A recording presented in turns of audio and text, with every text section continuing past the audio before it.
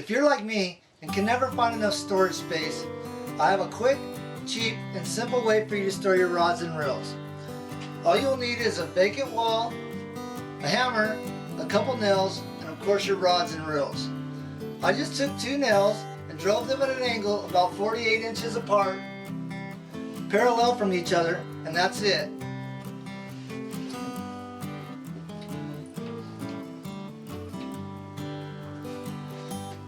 I hope this simple technique might help some of you out. Thanks for watching my video. Please subscribe to my channel. And until the next fish, see you next time.